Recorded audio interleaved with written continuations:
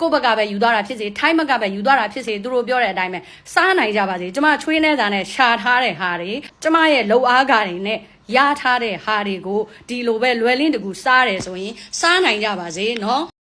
ဒီအမ तू ကဒီမှာထိုင်းရလေပြီးတော့မြန်မာနိုင်ငံကိုလေနဲ့လာတာပေါ့ဗျာပြန်လာတာပေါ့အဲ့ဒါ तू ကရန်ကုန်လေသိပ်လေးရောက်ရောတဲ့သူ့ရဲ့လက်ကအိတ်တွေကိုဖွင့်ပြီးတော့တဲ့အခုခံလိုက်ရတယ်လို့ပြောပါတယ်ဗျာနော်အဲ့ဒါ तू ကထိုင်းလေသိပ်ကယူတာလားဒီမြန်မာလေသိပ်ကယူတာလားဆိုတာမသိရသေးဘူးပေါ့ကျွန်တော်လည်းဘိုးဒရာအနေနဲ့ဒီမှာပြောတာလေးတွေကိုကျွန်တော်နားထောင်ကြည့်လိုက်ရအောင်ပါနိုင်ငံကိုပြန်ရောက်ပြီပေါ့နော်ငါအိမ်မှာကောင်းကောင်းအနားယူမယ်ဆိုတဲ့စိတ်နဲ့ကျမပြန်ရောက်တဲ့အချိန်မှာကျမပျော်သွားတယ်ဒါပေမဲ့လေစိတ်မှာကျမ luggage ကိုယူပြီးတော့ထွက်မဲ့အချိန်မှာသူတို့က custom ဖြတ်ရမယ်အမားတယ်ဆိုတော့ကျမကပေါ့နော်โอเค custom ဖြတ်ရမယ်ဆို custom ကိုသွားတဲ့အချိန်မှာပဲ custom ဖြတ်ရင်ကွာအိတ်တွေအကုန်လုံးကိုဖွင့်ပြရတယ်ဖွင့်ပြရတော့လေကျမကကြည့်လိုက်တယ်အိတ်ကိုဖွင့်ကြည့်လိုက်မဲ့အချိန်မှာကျမရဲ့ law တွေကကွာပွင့်နေတာကျမရဲ့ luggage ကဒီnumber တွေနဲ့လော့ခံထားတာအကုန်လုံးကအပိတ်ဟိုဘက်မှာကျမချက်ခင်ဝင်တဲ့အချိန်မှာလဲဒီအိတ်တွေကအကုန်လုံးကအပိတ်ဆိုတော့ဒီကြတော့မှအတလုံးကိုကြည့်လိုက်တော့ပထမအပေါ်လုံးကိုပေါ့နော်ဖွင့်မယ်ကြည့်လိုက်တော့လော့ကပွင့်နေတယ်နောက်ချက်တစ်လုံးကိုကြည့်လိုက်တော့လဲအဲ့ဒီလော့ကပွင့်နေတယ်ဆိုတော့ကျမကဖွင့်လိုက်တယ်ပေါ့နော်သူတို့ကိုပြလိုက်တယ်ဒီမှာအဲ့လိုပြတဲ့အချိန်မှာပဲကျမဘယ်လိုပြောမလဲကျမရဲ့ပစ္စည်းတွေကကွာနေရာတကျဖြစ်မနေဘူးဖြစ်မနေတော့ကျမကြည့်လိုက်တဲ့အချိန်မှာကျမပစ္စည်းတွေရှိမနေဘူးရှိမနေတော့ကျမတို့ကိုပြောတယ်ဒီမှာဒါကဒီလိုရှိတယ်မမြင်တဲ့အတိုင်းပဲကျမပစ္စည်းတွေကဒီတိုင်းဖြစ်နေတာကာစတန်ကိုကဘသူ့ကိုသွားပြီးတော့ inform လုပ်ရမှန်းလည်းမသိဘူးလေဆိုတော့ကာစတန်ကလူတွေကိုပဲကျမကပြောလိုက်တယ်သူတို့ရှေ့မှာပဲသူတို့မြင်တယ်သူတို့တက်တည်ရှိတယ်ဆိုတော့သူတို့ကဘယ် airline လဲဘာညာမေးတော့ကျမက Thai Airways နဲ့လိုက်လာတာ Thai Airways နဲ့လိုက်လာတာဆိုတော့ Thai Airways ကတာဝန်ရှိတဲ့လူတွေဆိုပြီးတော့ကျမကိုအဲ့ဒီကိုခေါ်သွားတယ်ကျမဘက်က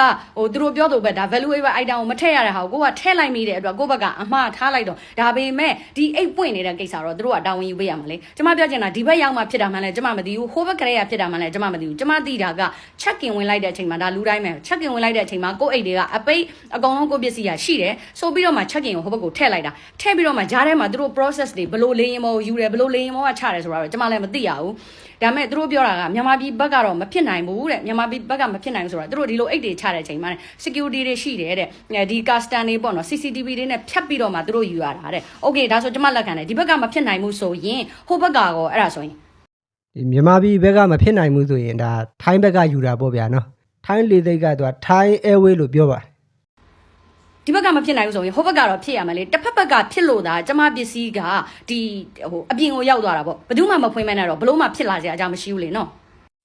သူတို့ပေါ့နော်အဲ့တာဝန်ရှိတဲ့လူတွေစီကိုခေါ်သွားပြီးတော့ကျမကိုဒီသူတို့ email တွေပို့ပေးမယ်ပေါ့နော်ဟိုဘက်ကိုဆိုပြီးတော့ okay သူတို့လုပ်စရာရှိတဲ့ကိစ္စတွေကိုလုပ်ပေးမယ်ဆိုတော့ကျမစောင့်နေရနောက်တည့်ကျမဆက်တယ်ဘာမှမပြန်သေးဘူးတဲ့ကျမဒီနေ့ထပ်ဆက်တယ်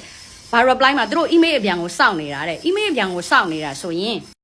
အဲ့ဒီ email ကဘယ်လောက်ကြာစောင့်ရမှာလဲကျမသိချင်တာကလေဆိုတော့သူတို့ကဒီဘက်က case တစ်ခုကိုဖွင့်လိုက်တယ်ဆိုကြတဲ့ဟိုဘက်ကဖြစ်ဒီဘက်ကဖြစ်ပေါ့နော် follow up လုပ်ရမှာမဟုတ်ဘူးလားဆိုတော့ CCTV တွေကိုချက်ကောင်းချက်ရမယ်ကွာဒါအလုပ်သဘောအရာပြောပြတယ်ကျမတို့လည်းအလုပ်လုပ်နေတဲ့လူပဲဆိုတော့ဒါတွေကိုသိတယ် CCTV တွေကိုသူတို့ချက်ကောင်းချက်ရမယ်ဘယ်နေရာကဘလို့ဖြစ်လဲဆိုတော့သူတို့လုပ်ကိုလုပ်ရမယ်ဆိုတော့တရက်နှစ်ရက်ဘာ reply မှမပြန်သေးဘူးဆိုတော့ဘာ follow up မှမလုပ်တဲ့သဘောလိုပဲကျမကယူဆတယ်ဘယ်လိုပြောမလဲကိုပျောက်သွားတဲ့ပစ္စည်းကလည်းနည်းနည်းနော်မဟုတ်ဘူး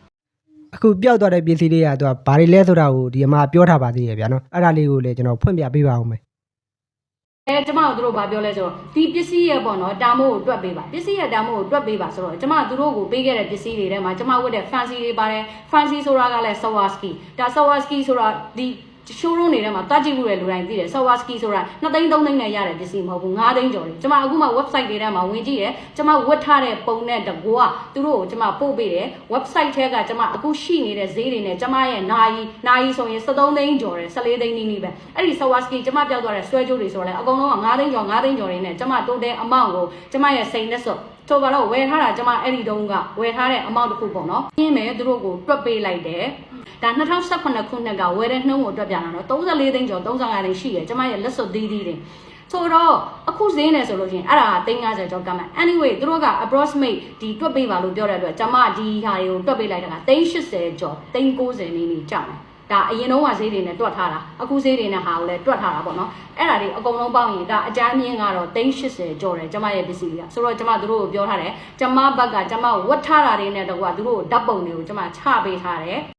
ပစ္စည်းတွေကတော့သူက fancy တွေပေါ့ဗျာနော်ရွှေအစ်စ်ထင်ပြီးတော့ဒါအစ်စ်ထင်ပြီးတော့ယူသွားတာမျိုးထင်ပါတယ်ဗျာနော်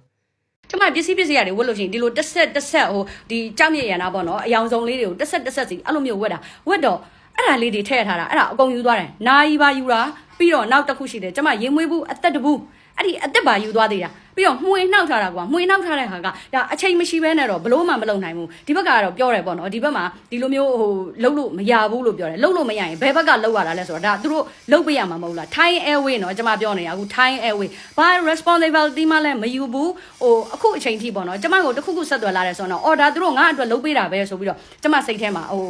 ခံစားရအောင်ခံစားရလိမ့်မယ်အခုဘာမှကိုကွာဟိုဘာမှလည်း reply မလာသေးဘူးဒါတစ်ခါလည်းမဟုတ်နှစ်ခါလည်းမဟုတ်သုံးခါလည်းမဟုတ်ဖြစ်နေတဲ့ဟာကွာကျမတို့စီမှာမဖြစ်ပါဘူးဆိုတဲ့စကားပြောလို့မရဘူးလေနော်ဒါအလုပ်ကြီးလုပ်နေတဲ့ကိစ္စတာဝန်ယူမှုတာဝန်ခံမှုတွေရှိတင်တယ်တခုခုလေလုပ်ပေးတင်တယ်โอเค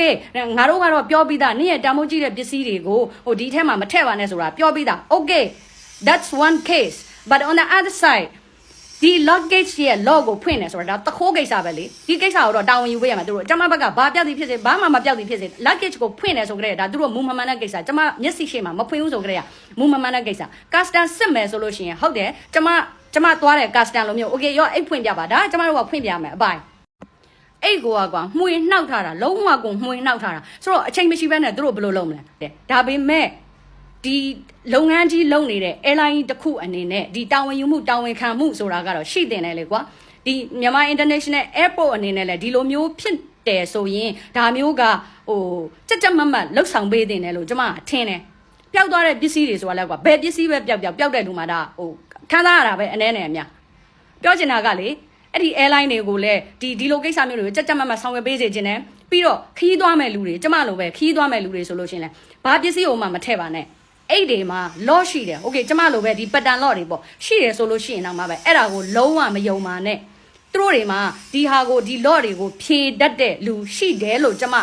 ယူဆတယ်ဒီလိုပစ္စည်းယူသွားတဲ့လူကလည်းဒီကိစ္စတွေကိုအကျွမ်းတဝင်ဟိုလောက်တက်ကင်တတ်တဲ့လူတွေဟိုဖြစ်တယ်လို့ကျမယူဆတယ်သူတို့တွေကတော့ဒါခိုးနေကြတခိုးတွေလို့ပြောလိုက်တယ်လို့ပါပဲဗျာနော်ဆိုတော့ဒီလိုလှုပ်ထားတဲ့လူတွေကောင်းကောင်းအိပ်ပျော်ကြပါစေစားကောင်းကြပါစေရှင်ဒါကကြတော့ဒီအမရဲ့အိတ်ကိုလောက်ဖွင့်ထားတဲ့ပုံပါနော်ဒါကကြောင့်မွေးနောက်ပြီးတော့ဒီမှာရှာထားတာပေါ့ဒါမွေးနောက်ပြီးတော့ပစ္စည်းတွေရှာထားတယ်ယူသွားတယ်ပေါ့နော်အဲ့လိုမျိုးဒီပြဿနာရဲ့အဖြေကတော့သူကရှင်းလေးပါပဲဒီ CCTV တွေကိုစစ်လိုက်မယ်ဆိုရင်ဒါအဖြေကထွက်လာမှာပါရှင်းလေးနော်ဒီလေစိတ်မှာအပေါ်ဆုံးကလည်း CCTV ပါပဲနော်အဖြေကတော့ရှင်းပါတယ်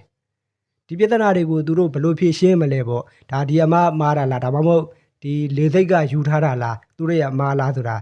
စိတ်ဝင်စားသေးရတော့ကောင်းပါတယ်ဗျာနော်နောက်ဆက်တဲ့ဘယ်လိုဖြစ်လာမလဲဆိုတာလေးကိုကျွန်တော်ဆက်ပြီးတော့တင်ပေးသွားပါမယ်ဗျာနော်အားလုံးကိုကျေးဇူးတင်ပါတယ်ဗျ